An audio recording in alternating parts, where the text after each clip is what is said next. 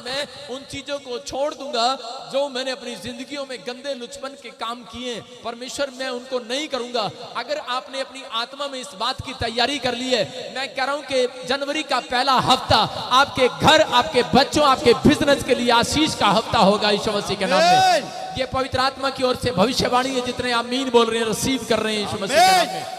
परमेश्वर आपको छूने के लिए जा रहा है। बोलो हालेलुया, हालेलुया। लेकिन बहुत सारे लोग क्रिसमस की कहानी नहीं जानते। सिर्फ वो आते और जाते और सड़कों पर हालेलुया बोलकर, चॉकलेट खाकर और हैप्पी मैरी क्रिसमस कर कर चले जाते हैं। बहुत लोगों को नहीं पता कि समाज में क्रिसमस क्यों मनाया जाता है। अगर आज आप इस क्रिसमस की कहानी समझ जाएंगे, मैं कह रहा हूं कि आज के बाद परमेश्वर आपके लिए दिल मुट्ठी खोलने वाला है स्वर्ग से यीशु मसीह के नाम में। जो आपका काम नहीं बना, मैं कह रहा हूं कि वो बनेगा यीशु मसीह के नाम में। आप झोपड़ी से बंगले में जाएंगे यीशु मसीह के नाम में। अगर आप 5,000 की सैलरी पर है, मैं कह रहा हूं कि आप लाखों की सैलरी पर जाएंगे। मेरा परमेश्वर का दिल अगर किसी के लिए खुल गया, मैं कह रहा हूं उसकी किस्मत बदलने वाली आज रात यीशु मसीह के नाम में। अगर आज परमेश्वर ने आपको पसंद कर लिया, मैं कह रहा हूं कि आपने परमेश्वर को पसंद किया है, लेकिन एक दिन अगर परमेश्वर को आप पसंद आ गए, मैं कह रहा हूं कि आप पहले लेवल से दूसरे लेवल पर जाने वाले हैं यीशु मसीह के नाम में। अपने हाथों को उठाओ और कहो, परमेश्वर आज मैं तेरे बड़े दिन की कहानी को सुनकर जाऊंगा।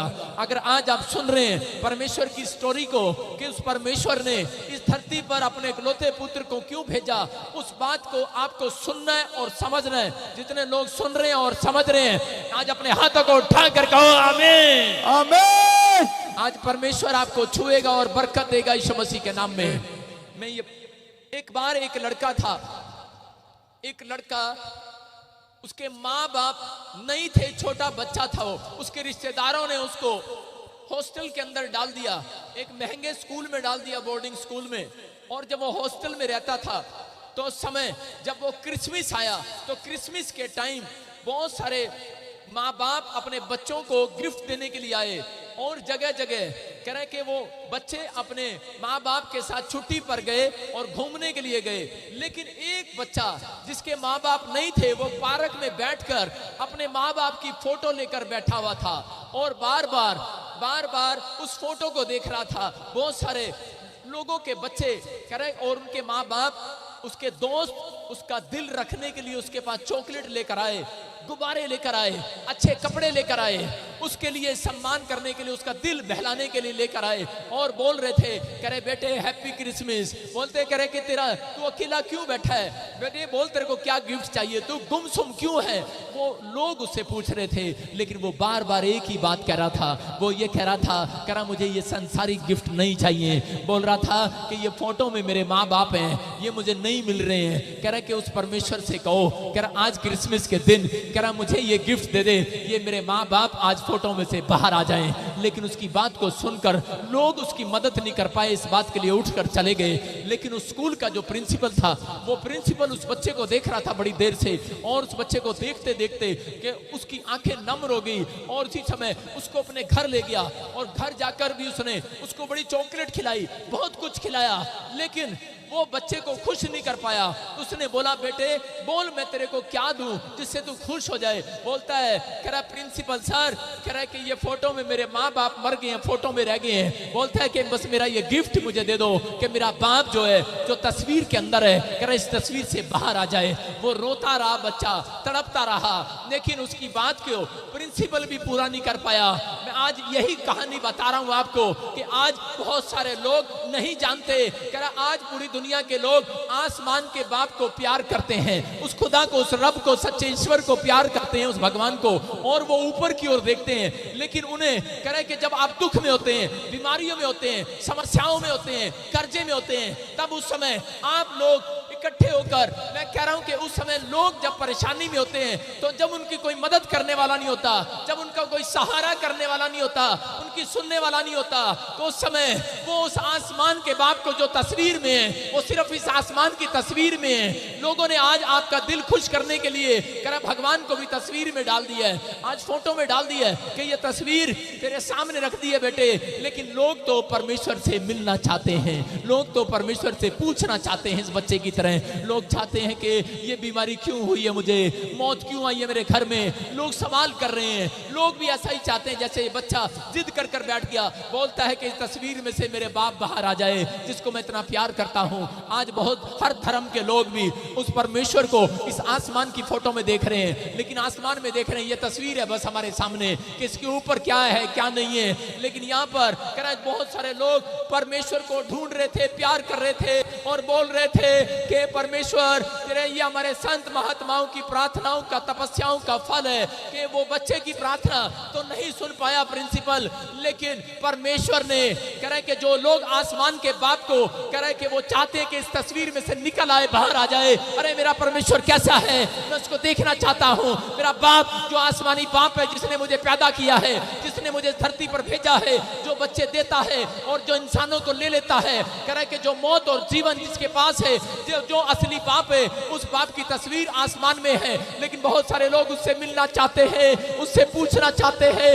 लेकिन अगर आप सच्चे ईश्वर से प्यार करते हैं, मैं कह रहा हूं कि वो क्रिसमस के दिन वो आसमान की तस्वीर में नहीं रहेगा।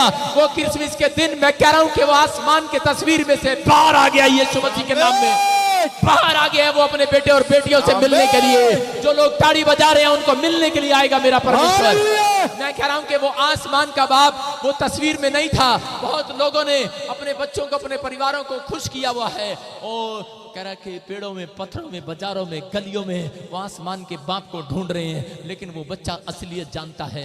वो कह रहा है फोटो में मेरा बाप नहीं मिलता। वो बोलता है फोटो के अंदर मेरा बाप नहीं है। अगर आज आप इस कहानी को समझ रहे हैं तो इस बात को समझ कर जाना कि वो भगवान जो ऊपर बैठता है वो एक छोटी सी तस्वीर में नहीं आने वाला आपकी।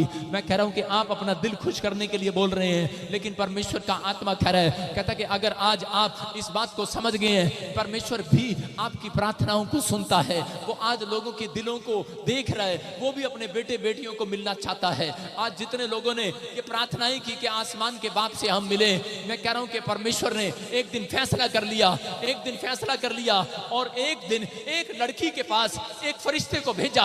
और बाइबल बोलती है, कह रहा एक फरिश्ते को भेजा और वो मरियम के पास गया, कुंवारी लड़की के पास गया और कुंवारी लड़की के पास जाकर बोलता है मेरे बेटे रो रहे हैं, बोलता है मेरे बेटे रो रहे हैं। वो अपने आसमानी बाप को तस्वीर में नहीं देखना चाहते, वो सामने देखना चाहते हैं। कह रहे कि अब कह रहे फरिश्ते ने आकर कहा मरियम, कह रहे कि तेरी कोख से कह रहे एक लड़का पैदा होगा, एक बालक पैदा होगा जिसका नाम यीशु होगा और वो अपने लोगों का उनके पापों से उद्धार कराएगा, छुटकारा कराएगा, बरकतें देगा, आशीष देगा। जो दुखी हैं, बीमार हैं, उन्हें गले लगाएगा, उन्हें बेसहारों को सहारा देगा और कह रहा है कि वो अपने लोगों का उद्धार कराएगा। वो तेरी कोख से पैदा होगा। इस भविष्यवाणी को सुनकर अरे हिल गई है वो लड़की और बोलती है फरिश्ते भाई, अरे फरिश्ते भाई, अरे बोल रही है फरिश्ते भाई, अरे रुक तो सही, अरे कौन है तू? सफेद कपड़े पहनकर तू मेरे सामने खड़ा तो हो गया, तू कहां से आया है, तेरा एड्रेस क्या है? बोलता है फरिश्ता, बोलता है मैं उस परमेश्वर के पास से आया हूं जो स्वर्ग में रहता है, जिसको तुम तस्वीरों में ढूंढते हो। वो आज तस्वीरों में नहीं रहेगा। उसने वादा कर दिया है वो आसमान से बाहर आने वाला है, उसका नाम यीशु होगा। वो एक कुंवारी कन्या के पेट से पैदा होगा और वो कह रहा कि उसने तुझे पसंद कर लिया है कि तेरे पेट से पैदा होगा, तेरे गर्भ से पैदा होगा। लेकिन उस समय बोलती है अरे फरिश्ते भाई ये क्या बात कह दी है तूने? बोलती है अरे फरिश्ते भाई शायद तेरा नंबर गलत लग गया है, तूने गलत नंबर डायल कर दिया है फरिश्ते भाई। बोलती है अरे अरे बोलती है कि मैं तो कुंवारी हूँ, मेरी तो अभी शादी भी नहीं हुई है। अरे क्या कह रहा है तू? ये क्या गलत बात कह रहा है? बोलती है तुझे नहीं पता मेरी शादी भी नहीं हुई है। लेकिन उसी समय वो बार बार कह रही थी तूने गलत नंबर डायल कर दिया है। लेकिन उसी समय फरिश्ता उसके सामने आकर खड़ा हो जाता है और बोलता है कि सुन, कह रहा तेरा नाम मरियम है, मैं जानता हूँ, और जिससे तेरी शादी होने वाली है, जिससे तेरी मंगनी हुई है, उसका नाम यूसुफ है। बोलता है और वो बड़ी का काम करता है। बोलता है मैं दिन रात कह रहा उस परमेश्वर के पास खड़ा रहता हूँ, कह रहा कि जो स्वर्ग में बैठता है वहां से कह रहा मैं सही एड्रेस लेकर आया हूँ तेरे पास। इस प्रोफेसी को सुनकर अरे बेहोश हो गई है वो लड़की और कह रही है अरे फरिश्ते भाई ठीक है मैं तेरी बात को मान लेती हूँ कि बालक एक पैदा होगा मेरे गर्भ से, लेकिन मैं तेरी बात को मान लेती हूँ। लेकिन बोलती है अरे फरिश्ते भाई, अरे उस परमेश्वर को जाकर बता दे, करे कि मेरी सहेलियां मेरा मुंह काला कर देंगी, मेरे रिश्तेदार, मेरे लोग मुझे जीने नहीं देंगे। ऐसा ना हुआ, ना हो सकता है। करे साइंस किसी बात को प्रूफ नहीं कर सकता, करे साइंस भी इस बात को प्रूफ नहीं कर पाएगा। ये कैसे होगा? रो रही है फरिश्ते के सामने, उस स्वर्गदूत के सामने गिड़गिड़ा रही है और बोल रही है फरिश्ते भाई, हो सके तो इस बात को टाल दे। अरे रिक्वेस्ट करते परमेश्वर से, करी मैं जब आईना देखूंगी, करी मैं शर्मा जाऊंगी। अरे मैं अपना मुंह कैसे देखूंगी अपने आईने में? बोलती आज तक ऐसा नहीं हुआ हमारे खानदान में। अरे कुंवारी लड़की के पेट से कौन विश्वास करेगा बिना पति के? अरे कौन विश्वास करेगा? लोग मेरे मुंह को काला करेंगे, मेरे मुंह पर थूकेंगे। बोलती है ये लानत, ये शर्मिंदगी मेरे से नहीं उठाई जाएगी। अरे मैं नहीं उठा पाऊंगी ये शर्मिंदगी। बोल रही है फरिश्ते भाई, अरे तुझे गलत नंबर डायल लग गया है। बोलती है चले कहीं और, अरे परमेश्वर को बोल दे, जा चला जा, क्या पता गलत नंबर डायल हो गया हो। अरे दोबारा पूछ ले जाकर परमेश्वर से। लेकिन बोलता है सुन ले, कह रहा कि गलत नंबर डायल नहीं है, कह रहा तेरी कोख से कह रहा एक बालक पैदा होगा, कह रहा वो अति महान होगा, अति फेमस होगा, उसका नाम यीशु होगा और वो पूरी दुनिया का उद्धार कराएगा, तेरी ही कोख से पैदा होगा।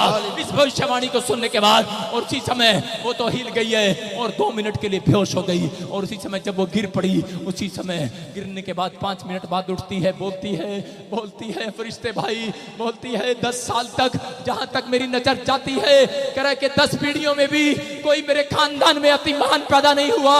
अरे तू क्या बोल रहा है? हमारी जाति तो बहुत छोटी जाति है। अरे कहाँ, कह रहा इतना फेमस बंदा कहाँ से पैदा होगा? बोलती है ऐसा ना हुआ, करी कि मैं कुछ नहीं कर पाऊंगी। अरे करी मैं क्या जवाब दूंगी, सोच रही है। लेकिन फरिश्ते ने कहा सुन, कह रहा कि मैं उस परमेश्वर के पास से आया हूँ, कह रहा कि दाहिनी ओर, कह रहा उसके खड़ा रहता हूँ मैं दिन रात। बोलता है कि मैंने तेरे लिए भविष्यवाणी कर दिया है, तेरी ही पेट से, तेरे ही गर्भ से एक कह रहा महान व्यक्ति पैदा होगा, उसका नाम यीशु होगा। वो लोगों को बीमारियों से आजाद कराएगा, कर्जे से आजाद कराएगा, छुटकारा देगा।